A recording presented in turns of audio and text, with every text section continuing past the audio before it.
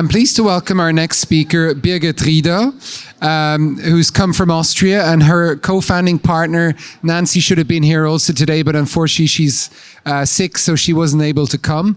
Birgit has been in the jewellery and luxury space since 1991, I think? 1995. 1995, since the 90s. You've helped build many, many brands. You've worked also at Swarovski, and you now have your own consultancy and brand based in Austria. Yes. And you will be speaking to us about jewellery as a modern talisman and wellness ritual, which I think is a really interesting trend in the jewellery space today. Yes. So thank you so much for being here, Birgit. Yeah, thank you very much for having me. So, good afternoon and a warm welcome also from my side. So as you heard, my name is Birgit Rieder, and together with Nancy Leach, I co-founded Sojourn. Unfortunately, Nancy has the flu, like many of us, so bear with me. It's just me today. Sojourn works at the intersection of jewelry, well-being, traditions, and cultural research. My background is in international luxury, in brands and business development strategy. And I'm happy to share with you today how well-being can shape at least part of the jewelry business, the future of the jewelry. And it's very interesting because we just learned about these polarities just in the last presentation. And this is also what we observe, like we live in that time of fake and real, of tangible and digital, of use and experience. And this is something where we see quite new opportunities coming from that dialogue of these polarities. But what will shape the future of jewelry? What stories will we tell? How will we choose jewelry in the future? So when we start looking into that, we worked also on macro trends, something which was touched upon also in the morning and just before. And then we also developed design perspectives. And you might know from other trend presentations that they come up with pretty fancy names. And we decided deliberately just to talk about classic trends, progressive trends, romance, which is huge in jewelry, and about glamour and statements. And underneath, we have then quite some fancy names. And what we came up with during our research and also being very active in that sector is a fifth category, which we strongly believe is a category of its own, and a category which becomes more and more important, and that is well-being. But just have a quick look. Why well-being? It's well-being because meaning is the new luxury. We don't just buy because we like something, we buy something with intention. We buy something because we are in a certain color mood. We buy something as an anchor. We buy jewelry for protection. We buy jewelry for courage, and we also use it. We use it to remind us of something. Also, as a potential investment, even if now we experience that people are more and more selling their heavy gold chains. So the global jewelry industry roughly accounts for $380 billion US. But what are the outperformers within that category? The outperformers are the meaning-led jewelry segments. I think you're all familiar with the birthstone colors. It's a rather small segment. However, it's projected to double within the next decade. The next segment is talisman and spiritual jewelry. It accounts for roughly 15 billion with a really steady and above average growth. And last but not least, the customized jewelry. Here, it's the biggest one of the meaning-led jewelry segments, has around 40 million US dollars. And here we see a really strong double-digit growth over the next years. So what is the key takeaway from that? The key takeaway from that is that even in slower economical cycles, even when we are in a really very critical economical situation, these are segments that are pretty resilient. So we have these 3 segments. We have identity with the birthstones, with gift giving, with memory. We have intention. It's symbols of protection, symbols of courage. It's something what boosts your energy, what gives you power. And we have personalization. So here we see that as a personal archive that you wear on your skin. And I also like to compare it with a sparkling tattoo, even if it's not in your skin, it goes into your skin, but you wear it on your skin and it just shows your personal story. And what we strongly emphasize here, this is something what you can incorporate in your, not just in the object itself, but you could really start a whole collection with that. You can start a modular collection, encouraging repeat purchase, and you could even start designing the ritual itself. So well-being. Why well-being? Well-being for us is a shift, is not just a design perspective, it's also a shift of mindset. It reconnects us with nature and it reconnects us with ourselves. So there is a very, very strong meaning also when it comes to self-purchasing. So for us, it's very strong. And as we learned before, I think it was one jeweler talking about it, we see it also very strong in other industries. You see it, for example, in the fashion industry. And I just read today that the Olympic, which I think they're still going on. So in the Olympics, all the fashion brands, they are really getting a huge push through the collaborations with sports people. And being here in Germany, I think there is a very good example of a sportsman who loves to wear jewelry, which is tennis player Alexander Zverev. And maybe you observe him from time to time, and then you see he's holding on to his necklaces, he's holding on to his talisman, he is sometimes even chewing on the necklace. And I believe that this is because it gives him power, it also helps him focus, and it helps him like getting a balance and really be ready just for the next play.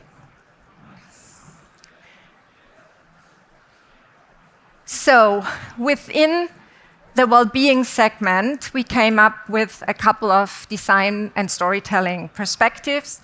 We do not have time to get through all of them, so I will just touch upon these 4 that are highlighted here. But before we go into that, I also want to mention chromotherapy. It's the power of the colors.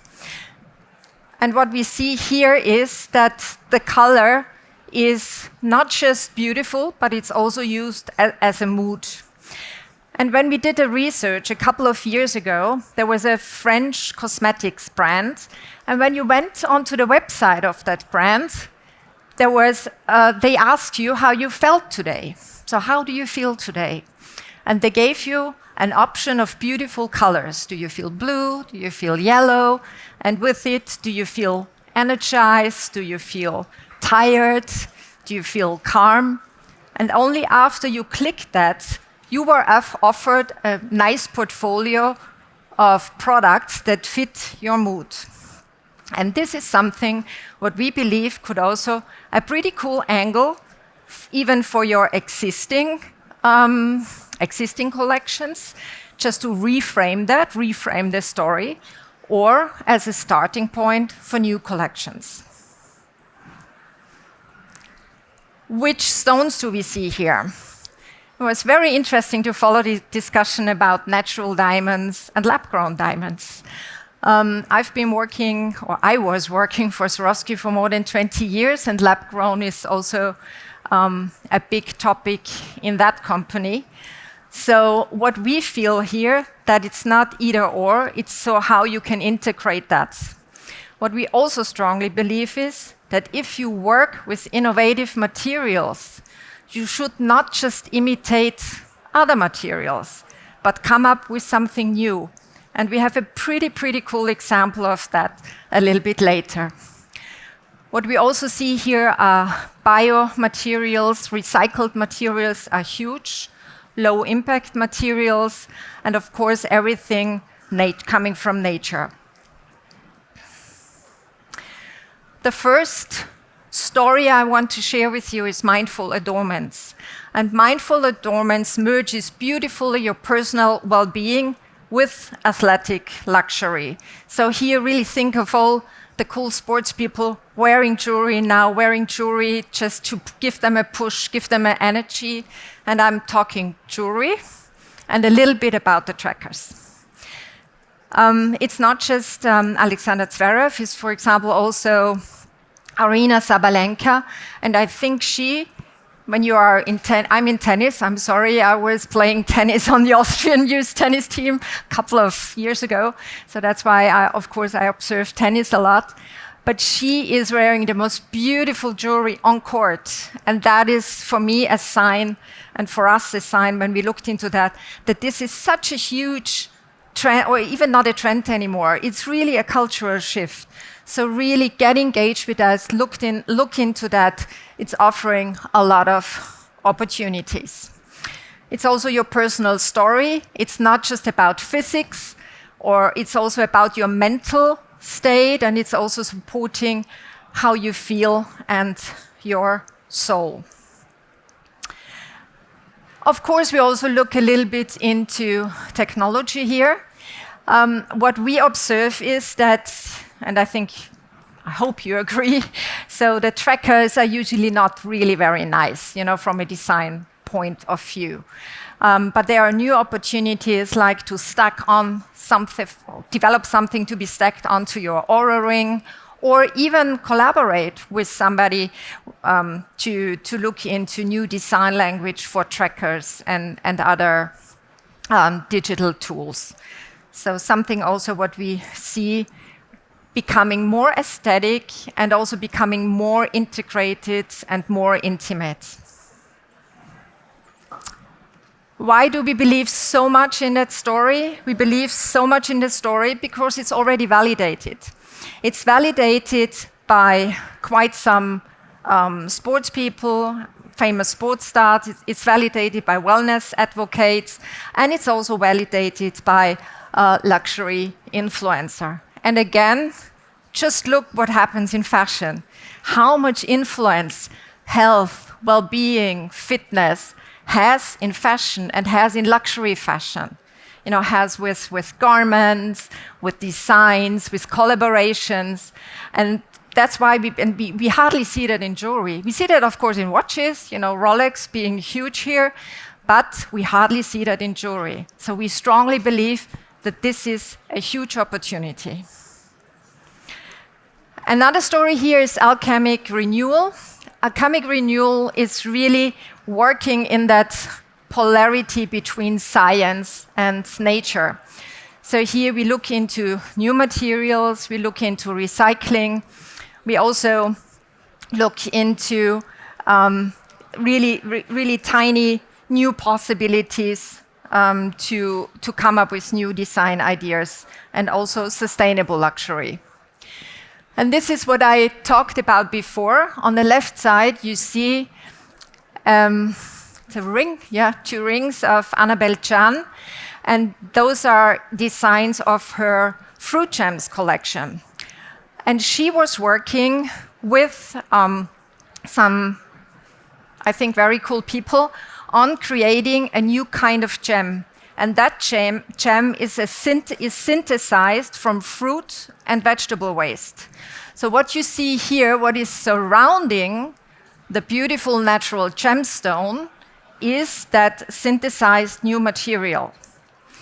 And first, when we thought about it, could that be really something interesting, fancy? We thought, but it's not coming from, it's not mined, doesn't come from the earth, but it comes from the earth. It's food, it's vegetable, it's grown from the earth. And she calls these gemstones regenerative gems. So if you want to look that up. And the collection is called Fruity Gems. So we think it's a really genius approach. And what we like is that it's not imitating, it's not imitating a diamond, it's not imitating a gemstone, it's a new material of its own. And that new material can live beautifully with natural gemstones. It's just how you combine it, for what you're going to use it. Even the shape is different. It's a paddle shape. And so we really like that approach to new materials, and this is what we see as innovation in well-being. What we also see here is, of course, lots of design that look like growing out of a rock or growing out of wood. Lots of pavés, lots of irregular shapes and designs. And here, that's another pretty interesting concept. What you see here are the award winners, or three award winners of the Caring Generation Award. This was a collaboration between also Sipcho, Caring Sipcho, and the Politecno di Milano. And the theme was second chance, first choice. What you see here on the right side, it's a design from Lee Min-cho from South Korea. Probably I misspelled it, but it's a design which is crafted from discarded leather, from drums, from traditional drums from South Korea. And she combined it with 18-karat gold. So that is a pretty interesting approach, also not imitating something, what we see here, also in the showcases, but a really very cool new idea. And on the left upper side, it's a brand from China. I think you pronounce it Yanjian, if I'm not mistaken. And that brand is using, for example, fractured opal and process it in a certain way that they can use it in jewelry, and really beautiful in jewelry. So that would be waste they would not work with normally. And another cool thing here on your left side, you see a design from Nancy Boucheron. The spiky flower head is made of plant-based resin. So this is also like these biomaterials that we encourage you at least to look into for that topic. And it's not just plant-based resin. She also developed a new technology how to set stones in that resin. She uses 800 diamonds in that design, and it's made of that plant-based resin, of ceramics, and 18-karat gold. And it can be used as a cuff or as a brooch. Not the last one, but almost the last one, the last story is aquatic allure. Here we see water as the prime inspiration, and water also, again, touching the opposites of the water. The serenity, the tranquility, the protection of water on the one side, and on the other side, the really raw and untamed power of water. So here you can beautifully play with all the ocean shades, with pearls, with very tangling design elements.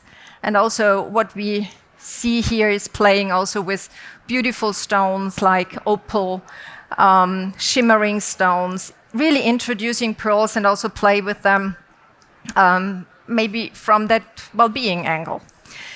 We also see here not just other industries influencing the jewelry industry, but also the jewelry industry influencing other industries, like Vita Jewel, a Swiss company who came up with these water bottles that use gemstones inside to give you energy, to give you balance, to boost your energy, or also in cosmetics anyway.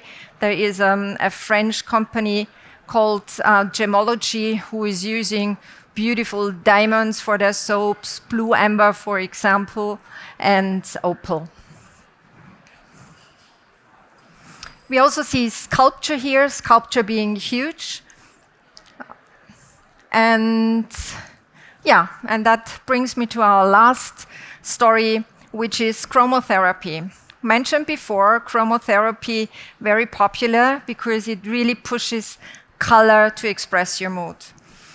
And here we believe it gives you a strong opportunity also to revisit your existing collection or to integrate that when you start working on new collection or buying new collections. So color therapy plays with the energies of the colors. So the blues are more for the calms, the yellows are more for energy, or like smoky quartz, for example, is an energy stone, or labradorite is more a protective stone. But to really play with that and even create in a retail store when you're a retailer, so to really integrate that concept in your store. Maybe not just paint everything blue because you are in love with sapphires, but maybe just have small corners where you have the blues or the greens and you explain it, and you, as I said before, you start designing the ritual itself. You start designing the meaning behind buying jewelry. So for us, that goes a little bit beyond aesthetics. So not just buying it because it looks nice, but really buying it also because of the mood. On the right side, you see it's a beautiful design. It's leather. It's an absolutely cool designer from London. The Unseen is her brand. So she created that. She created how do you say? She worked with the leather in a way that the color is changing with your mood. So maybe not so good if your partner knows that you are grumpy and you don't want to show that, but it's also a beautiful idea. And what we see here, that it's just pushing the boundaries, and that is also what we like with well-being. Just that I think we also saw that today. If you can dream it, just do it. You can do it. And this is also what we like here. So, as I said before, opals is pretty cool, a pretty cool element for here, and so are pearls. And because we are in a time with skyrocketing precious metal prices, we also believe that you could revisit existing designs and integrate more stones. Just maximize the number of gemstones and minimize the weight of the metal. So really play with that. And I think the beauty is that you could start from an existing collection where you have a more, where the weight is more on metal. Just let the designer or work yourself on how to integrate more stones here. And I think it's not the last one. This is also very interesting. When it comes to well-being, one element is key, and this is beads. Beads is one of the first jewelry forms of humanity. So beads are huge. Beads allow for personalization, customization, either when it comes to the color of the pearls or when it comes also to put on charms. And so we think that this allows for, when you dive into well-being, for new collection based on yoga, meditation, retreats. So a retreat collection, why not? You know, there are so many retreats, and people are just it's such a growing industry. We talk trillions and trillions in the well-being industry. So we did a huge study on the well-being industry itself. When you want to have more information, I also invite you to visit the Global Wellbeing Summit website, which is really an absolutely fantastic source of information. And last but not least, again, something which is coming from the jewelry industry, going into other industries. This is also precious metals, which we find not just in cosmetics, but also, for example, with toothpaste, because it mineralizes your teeth. And that is the company that is offering toothpaste with gold and toothpaste with silver is called Aurezzi, just in case you want to look it up. So to zoom out again of now different well-being stories that you could play or might play, what we want to encourage you is not just design an object, but design a modular collection to encourage repeat purchase, design the ritual, include the ritual in your design ideas and also how you, in your stories and how you promote your collection.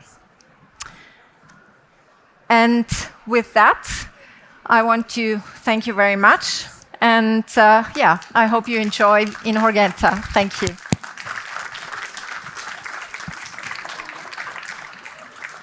Thank you so much, Birgit. Any questions? Good. Thank you very much. I'm sure you'll be around for a few more Yes. minutes if anybody wants to ask you Thank questions. you. Thank you very much.